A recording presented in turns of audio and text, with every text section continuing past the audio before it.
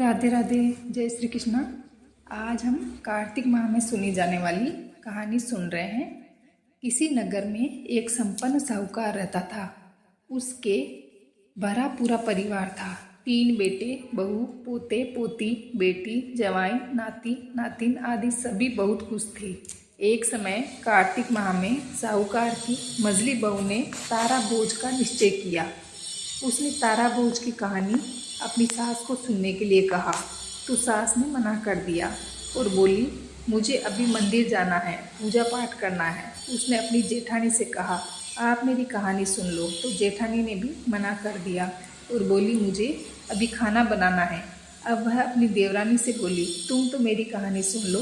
देवरानी ने बहाना बना दिया कि बच्चों को देखना है। फिर उसने अपनी ननद से कहानी सुनने को कहा तो ननद ने भी मना कर दिया और बोली, मेरे ससुराल से बुलावा आया है, मुझे जाना है।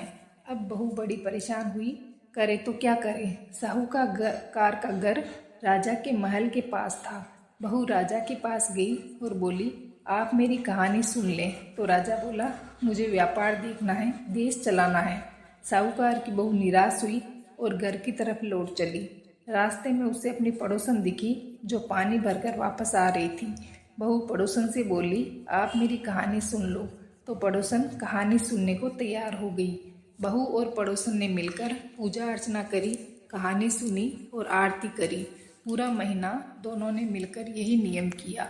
बहू का कार्तिक माह का तारा भोज का नियम पूरा हुआ। जिस दिन उसे व्रत का उद्यापन करना था, वही दिन देव योग्य से उसकी जिंदगी का अंतिम दिन था। भगवान ने उसे लेने के लिए स्वर्ग से विमान भेजा। स्वर्ग से विमान आया देखकर उसकी सास भागकर चढ़ने लगी, लेकिन बहू ने मना कर दिया और बोली, माताजी अभी आपको पूजा पाठ करनी है। फिर जेठानी आई और विमान पर चढ़ने लगी। उसने जेठानी को भी मना कर दिया और कहा, आप कैसे चढ़ोगी, आपको तो भी खाना बनाना है। देवरानी आई तो उसने देवरानी को भी मना कर दिया, कहा, जाओ तुम अपने बच्चे संभालो। ननंद आई तो वह बोली, आपको ससुराल जाने की तैयारी करनी है, आप तैयारी करो। यह देखकर नगर का राजा भी वहाँ आया और बोला, मैं चलता हूँ तुम्हारे साथ। लेकिन बहू बोली, आपको तो राजपाट संभालना है, आप वही संभालिए। आखिर में पड़ोसन आई और बोली, बहन मैं चलती हूँ तुम्हारे साथ। बहू बोली, हाँ तुम मेरे साथ चलो, क्योंकि एक तुम ही हो जिसने कार्तिक के माह में मेरी तारा भोज की कहानी सुनी है। दोनों विमान में बैठकर स्वर्ग की ओर चलती है। तभी रास्ते में बहू को अभिमान हो जाता है और वह सोचती है कि मैंने कार्तिक का पूरा व्रत किया, कहानी कही, इसलिए मुझे स्वर्ग का वास मिला है। पर इसने तो कुछ भी नहीं किया, सिर्फ कहानी सुनी है, फिर ये मेरी वजह से स्वर्ग लोक जा रही है। बहू मन में ऐसा सोच ही रही थी कि अचानक भगवान ने उसे विमान से नीचे फेंक दिया और उसने पूछा, भगवान मेरा अपराध तो बता दीजिए, आपने ऐसा क्यों किया। तो भगवान बोले, तुझे अभिमान हो गया है, इसलिए तू धरती पर ही रह।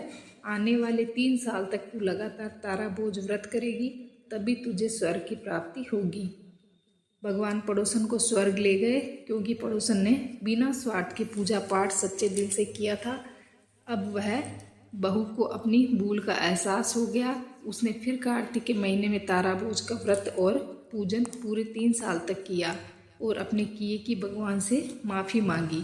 तीसरे साल फिर से विमान आया और इस बहू को अपने साथ ले गया। हे कार्तिक देवता, इस कहानी को कहने वाले, सुनने वाले और हुंकारा बरतने वाले सब पर कृपा करना। कहानी अच्छी लगी हो तो प्लीज़ कहानी को लाइक, शेयर और सब्सक्राइब ज़रूर करें।